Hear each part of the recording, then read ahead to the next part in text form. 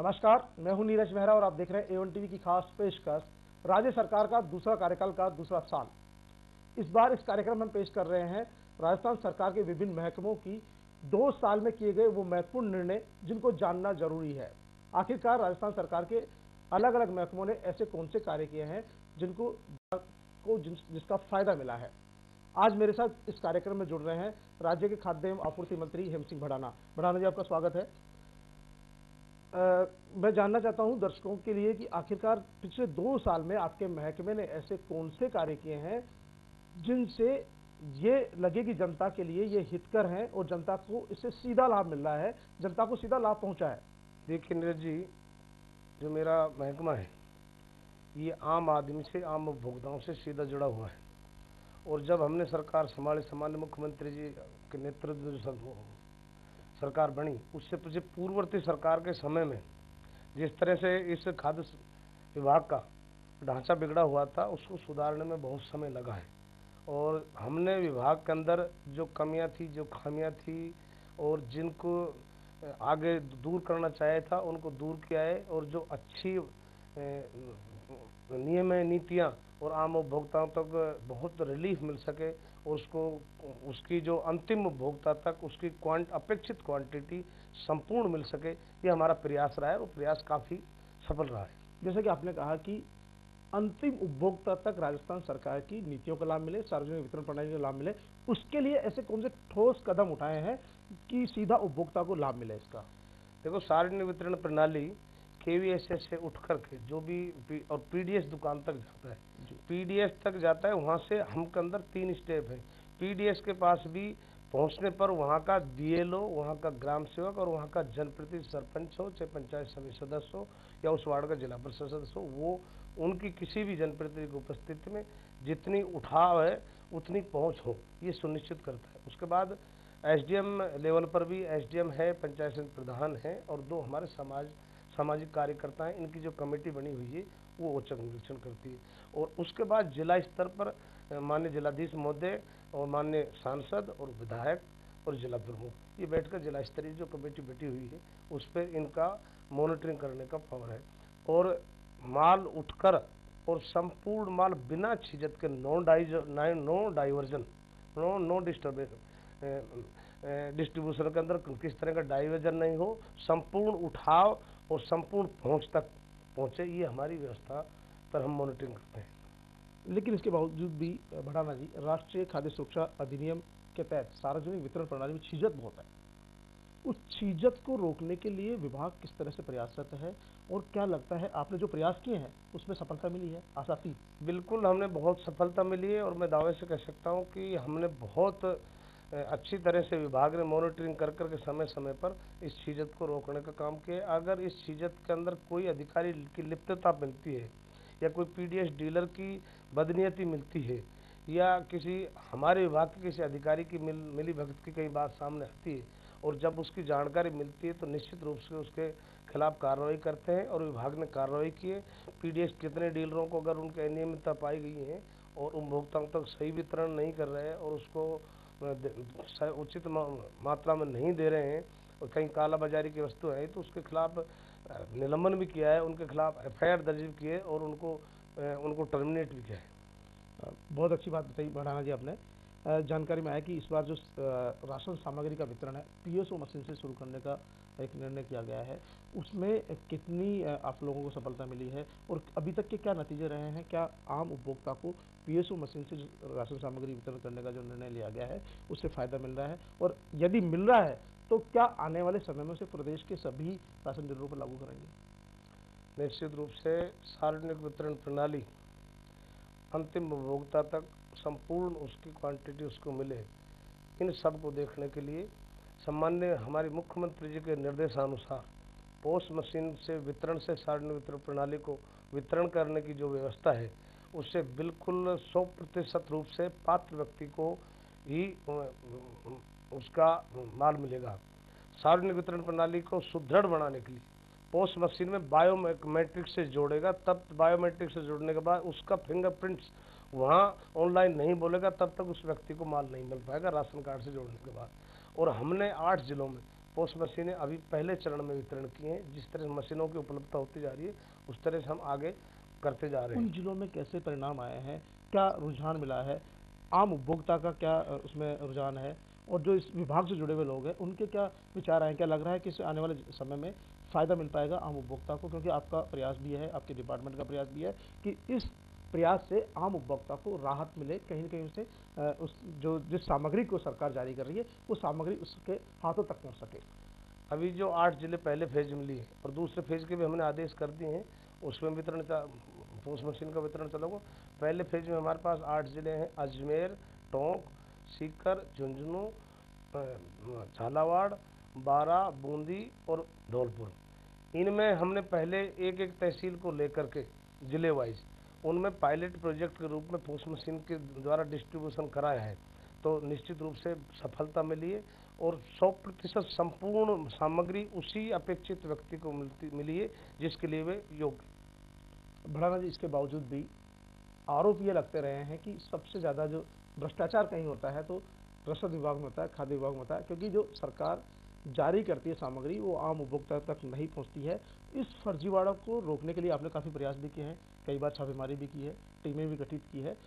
उसमें क्या लगता है किस तरह का सुधार की और गुंजाइश है कि इसको और प्रभावी तरीके से लागू किया जाए जिससे कि आम आदमी को लाभ मिल सके? देखो, आरोप तो किसी व्यक्ति पर कोई भी लगा सकता है, आरोप सिद्ध हो तब कोई आरोप माने जाते हैं। निश्चित रूप से इतना बहुत बड़ा विभाग है और 25,000 पीडीएस की सार्वजनिक वितरण प्रणाली की दुकानें प्रदेश भर में हैं और कहीं न कहीं खामियां तो सिस्टम में हर जगह हर विभाग में कहीं न कहीं मिलती है। लेकिन हमको जहां जैसे ही इसकी खामियों की जानकारी मिलती है, मैंने अभी जिस आपसे बताया था, खामियों की जानकारी मिलती है तो उसके खिलाफ कार्रवाई करते हैं और करते रहेंगे। और इनके लिए मैंने समय समय पर विभाग के सभी डीएसओज की मीटिंग लेकर के सभी डीएसओज को वीसी के माध्यम से ये सुनिश्चित किया है कि डीएसओ की जो औचक निरीक्षण प्रक्रिया है महीने में 10 दिन तक वो और 15 दिन ईओ-ईआई का है वो सुनिश्चित करें।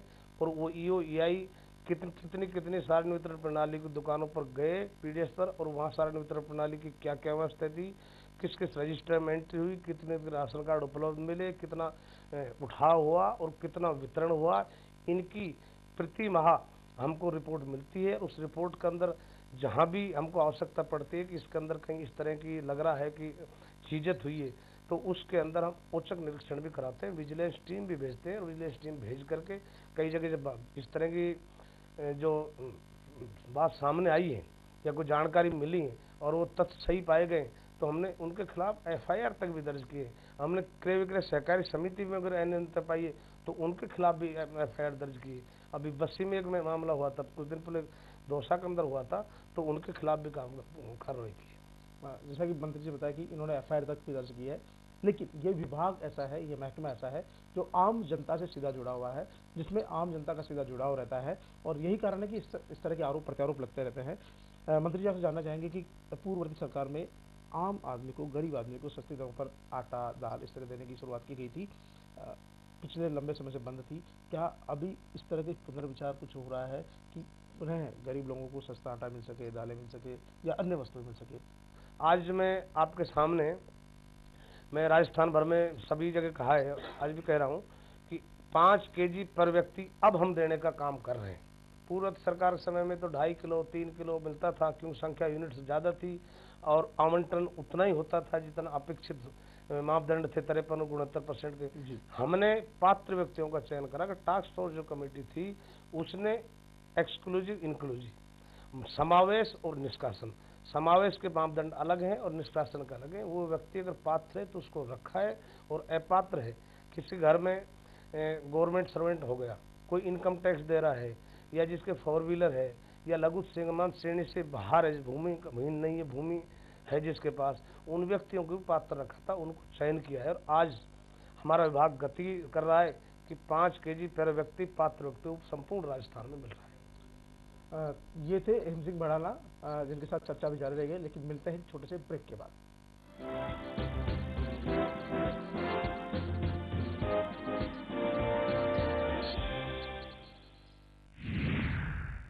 मानव की विकास यात्रा पृथ्वी के पत्थरों से लेकर मंगल की मिट्टी तक जा पहुंची है,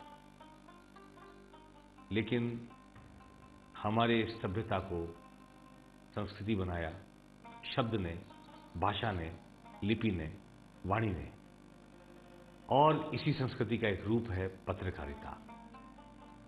पत्रकारिता जो आदमी के हक में हो, जो आदमी के लिए हो, जो इंसानियत का परचम फहराए, उसी संकल्प को लेकर, उसी सपने को लेकर हम लेकर आए हैं एवन टीवी, बदलते वक्त का गवाह।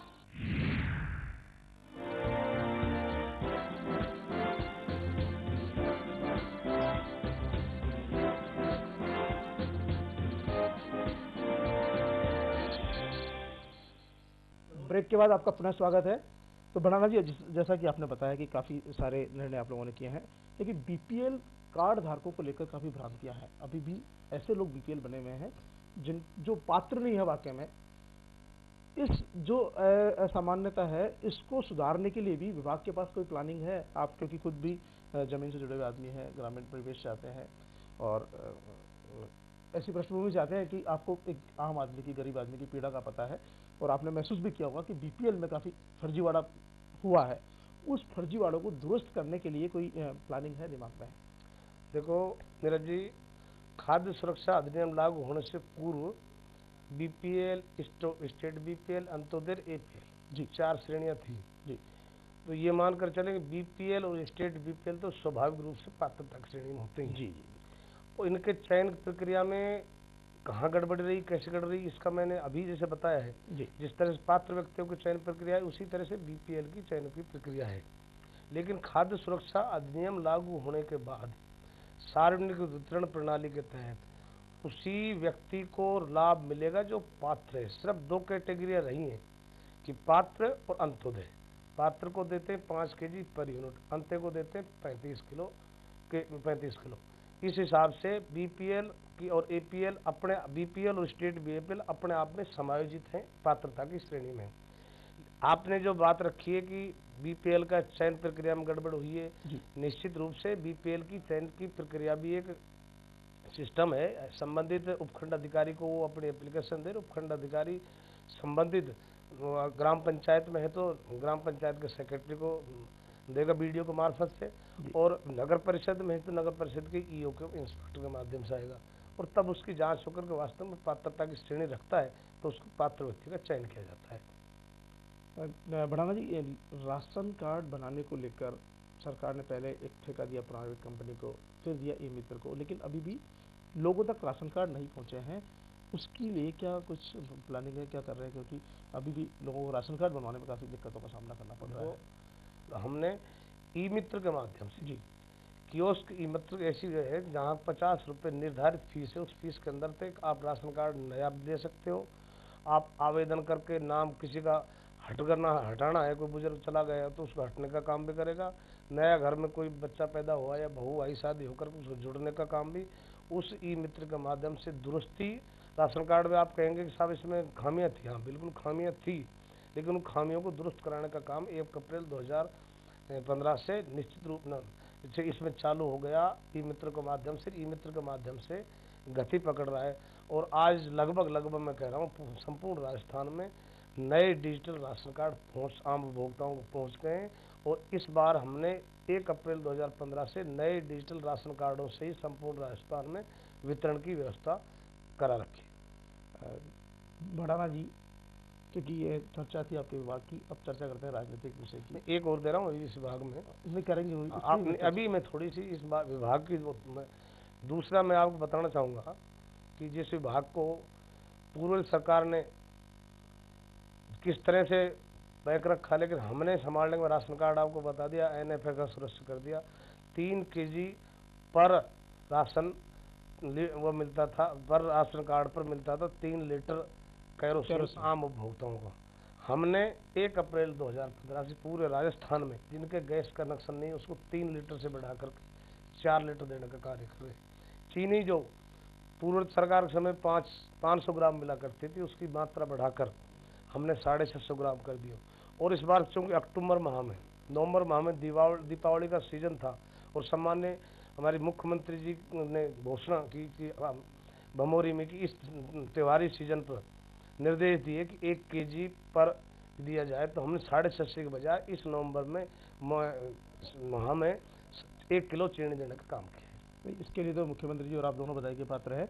लेकिन मैं जानना चाहूँगा कि जो गैस एजेंसियां हैं, पेट्रोल संचालक है, इनकी मनमानी पर नियंत्रण के लिए विभाग के पास क्या कोई ठोस एजेंडा नहीं है, या क्यों इनकी मनमानियों की शिकायतें आए दिन आती रहती है? उपभोक्ताओं को सबसे ज़्यादा परेशानी का सामना इन लोगों से भी करना पड़ता है। चाहे गैस एजेंसी हो चाहे पेट्रोल पंप हो, हमने विभाग को निर्देशित किया हुआ है, पेट्रोलियम मंत्रालय इनको लाइसेंस चिन्हित करते हैं, लेकिन लाइसेंस हमारा विभाग देता है, मॉनिटरिंग हमारे विभाग की है। तो हमने जिस भी गैस एजेंसी पर कहीं भी मिला हुआ होम डिलीवरी देने में या कहीं अधिक वर्ष पैसा लेने की व्यवस्था थी, तो अब तो ऑनलाइन बुकिंग सिस्टम के माध्यम से गैस का पहुंचने का काम हो रहा है, और जो उसकी सब्सिडी है उसके खाते में डायरेक्ट जा रही है। गैस एजेंसी पर भी काफ़ी होगा।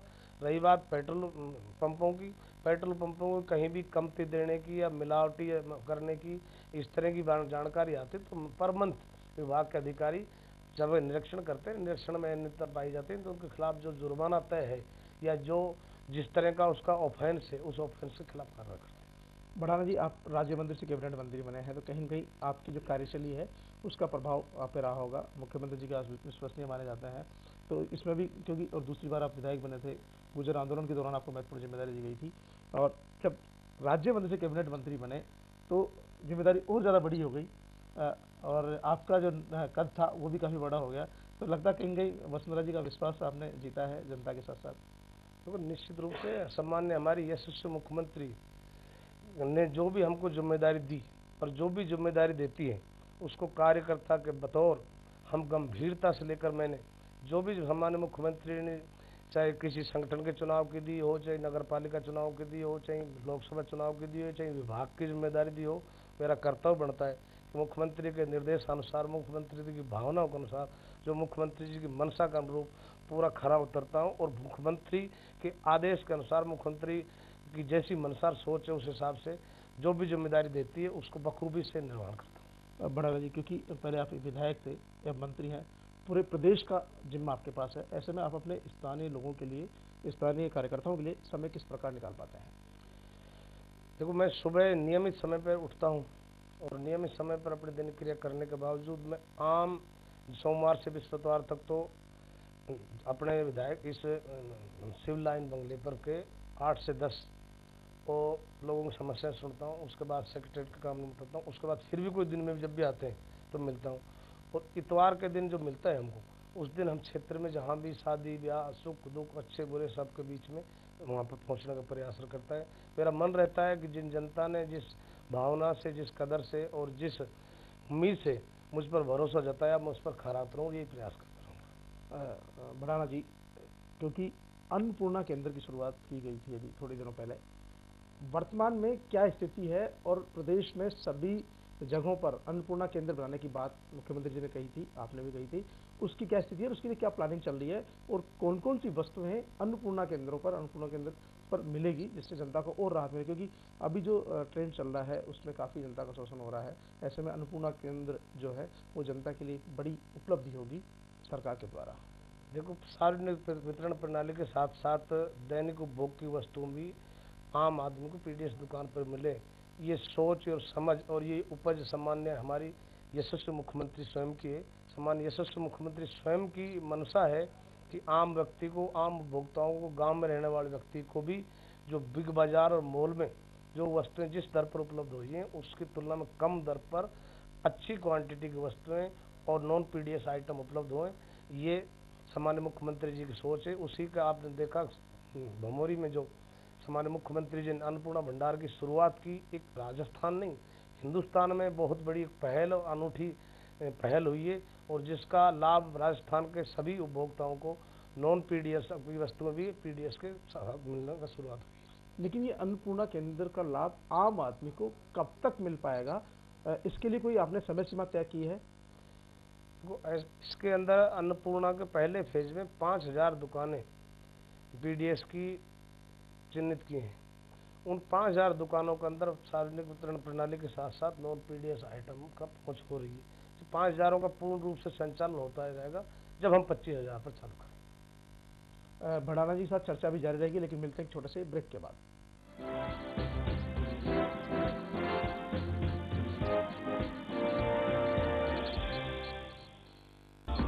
सुबह सवेरे अखबारों की सुर्खियों का खास विश्लेषण।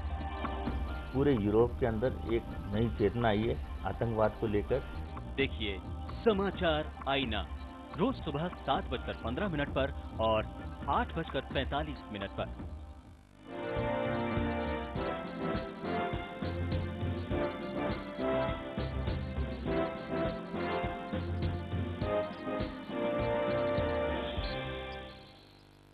ब्रेक के बाद आपका पुनः स्वागत है। चर्चा में हमारे साथ थे हंसिक भडाना जी। भडाना जी, जिस तरह की बात हुई, शुद्ध के लिए युद्ध एक अभियान चला करता था जिसमें आपके महकमे के पास पूरी जिम्मेदारी होती थी, लेकिन इस बार ये अभियान तो चला लेकिन जिम्मेदारी अलग अलग बंटने के कारण जो लाभ मिलता था वो नहीं मिल पाया, और जिन पे कार्रवाई हुई थी वो कार्रवाई से वो प्रभावित नहीं हुए। और यदि महकमे के पास जिम्मेदारी होती तो शायद इसका सुखद परिणाम होता लोगों में, क्योंकि डर था कहीं न कहीं कि यार ये कार्रवाई होगी तो कहीं न कहीं इसमें दंडित होने का डर रहता था, लेकिन वो नहीं हो पाया। देखो, शुद्ध के लिए युद्ध पूर्ववर्ती सरकार पूर्ण रूप से उसमें विफल रही। एक उसका दिखावा था, एक ढकोसला था। ये शुद्ध के लिए युद्ध अभियान नहीं होता है। शुद्ध के लिए हमेशा कार्रवाई चले, नियमित प्रक्रिया है। 5 दिन आपने शुद्ध के लिए युद्ध अभियान चला दिया और 25 दिन तक वो उपभोक्ता मिलावटी वस्तु लेता रहे, उस पर ने खोप रहेगा, उस पर दुकानदार पर या जो प्रोड्यूसर उस पर नहीं रहेगा। मेरा मानना ये है, और जैसे हमारी सोच है कि जिस तरह से फूड इंस्पेक्टर अपने महीने के अंदर सुनिश्चितता कर ले, इतना मेरा लक्ष्य है, जो लक्ष्य निर्धारित है उस लक्ष्य के अनुसार जिस भी पदार्थ पर जहाँ भी मिलावट की आशंका हो, चाहे मावा हो, चाहे आटा हो, चाहे मसाले हो, चाहे तेल हो, चाहे अन्य जो सामग्री हैं दैनिक उपभोग की हैं, आम व्यक्ति को काम में आती हैं, उनके लिए सतत प्रक्रियाधीन कार्य है। तो हमारी सरकार लगातार उस पर निगरानी रखे हुए सब फूड इंस्पेक्टर अपने अपने कार्य में अंजाम देते हैं। अगर उसके अंदर के मिलावटी मिलती है तो निश्चित रूप से संबंधित जहाँ लेबोरेटरियाँ हैं उन लेबोरेटरियों के अंदर उस वस्तु की गुणवत्ता की पहचान होती है, और उसमें गुणवत्ता की पहचान के बावजूद उसमें कई कमियां या घटिया सामग्री मिलना या मिलावट का अधिक होना, उस सैंपल को जब लेबोरेटरी में भेजते हैं वो सैंपल के आधार पर उसके खिलाफ कार्रवाई की जाती है। लेकिन कहा जाता है कि अभी भी पर्याप्त लेबोरेटरीज नहीं है। इसका नतीजा होता है कि सैंपल तो ले लिए जाते हैं लेकिन कार्रवाई करने में प्रशासन कहीं न कहीं विफल रहता है।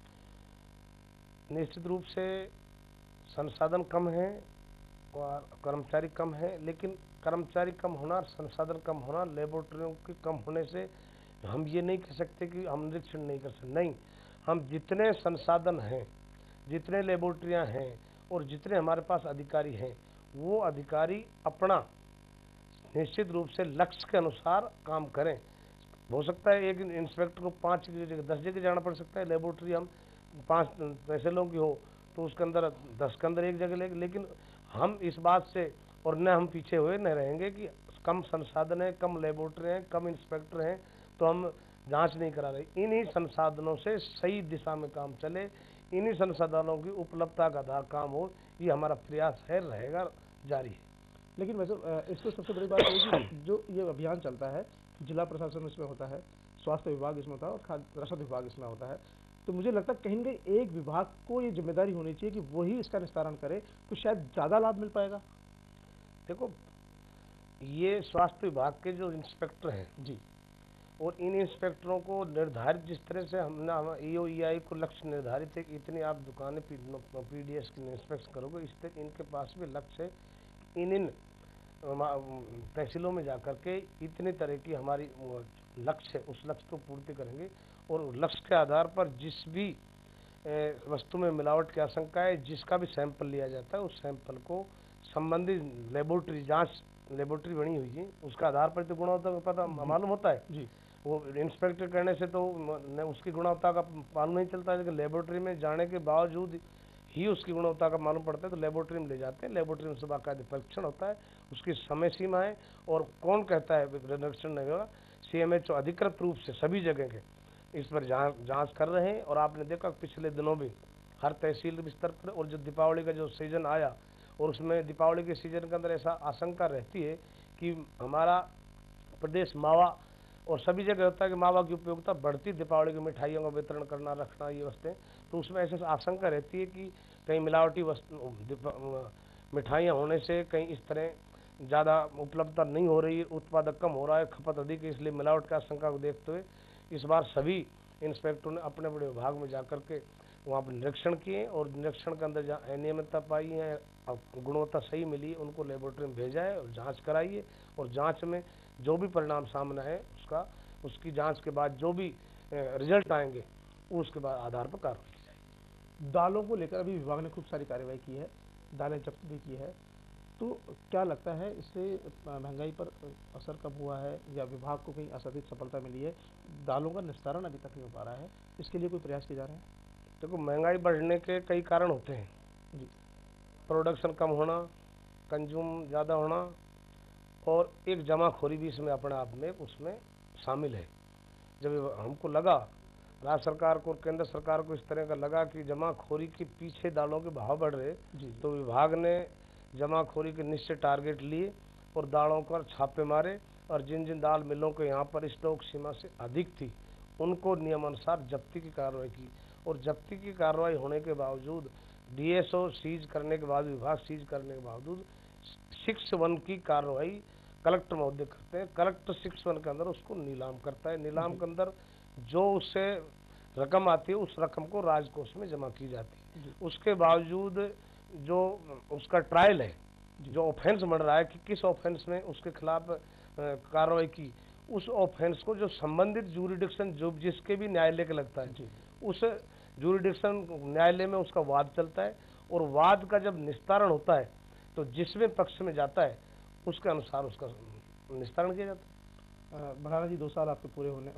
हो चुके हैं, होने वाले हैं, और अब 3 साल का कार्यकाल आपके पास और बचता है। ऐसे में ऐसी कौन सी प्लानिंग है, ऐसा कुछ आपका ऐसा दिमाग में विचार चल रहा है कि मैं इस महकमे में रहते हुए ये नए प्रयोग है जिनको करूं, जिनसे आम जनता इस विभाग से और लाभान्वित हो, आम जनता को इस विभाग का अधिक से अधिक लाभ मिल सके? देखो, एक पोस्ट मशीन, जो पोस्ट मशीन है उसके द्वारा सार्वजनिक वितरण प्रणाली जिस दिन संपूर्ण राजस्थान में लागू हो जाएगी, उस दिन मैं दावे से कह सकता हूं कि पूरे राजस्थान में आम उपभोक्ताओं का उचित क्वांटिटी जो अपेक्षित है उसको संपूर्ण लाभ उसको मिलेगा, और एक नई दिशा राजस्थान को मिलेगी।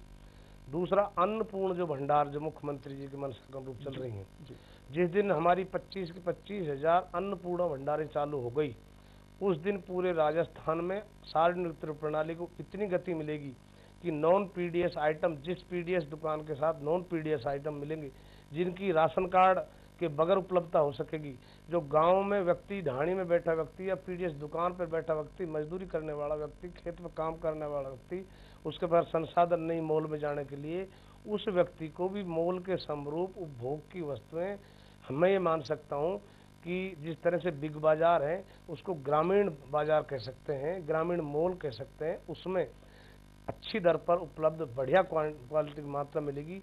ये भी एक विभाग की बहुत बड़ी उपलब्धि होगी।